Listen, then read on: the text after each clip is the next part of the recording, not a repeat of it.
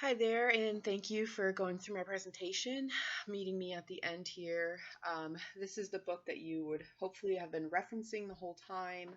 Again, it is The Five Dysfunctions of a Team by Patrick Lencioni, and it was good. It wasn't one of my favorite books for the semester. Um, I I like the storyline, but I just felt as though there were some details during the discussions of camaraderie, focus on pretty much function, some social ambiguities in there. Those things I felt like were a little kind of drawn out. It wasn't a dry read. It's just the style of it I thought could have been a little shorter. But it is still a good resource, especially if you're looking for identifying what it is you can do better with your own team. Personally, towards the end, what I could say is I've experienced shortfalls in my own ability to lead. And I'm not too sure if it's environmental or if it's the goal that I set, but I tend to kind of like Catherine there, get put into a position when things are already falling apart.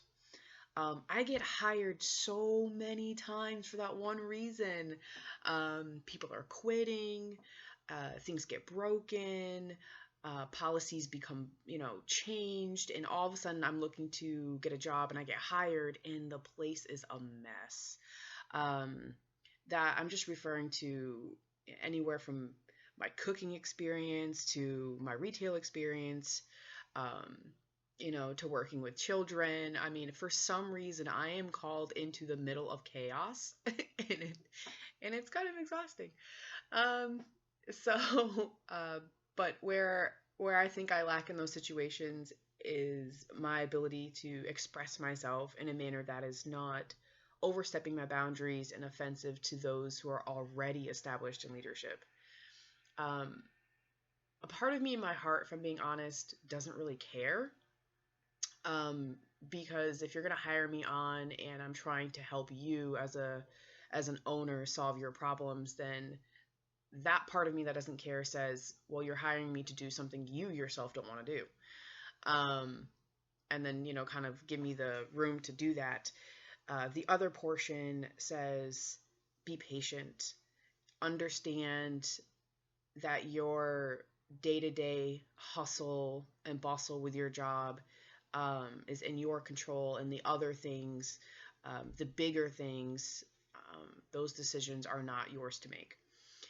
With that said, this book, allows you to kind of insert yourself as the team leader, as Catherine, in some situations, and overall, it was good. One thing I could say also, more than one thing, would be reflecting on your results. Whether or not it's an academic project, whether or not it's a personal project or a church project, whatever have you, when you get together with a group of people and you are finished, by all means, take the time to reflect.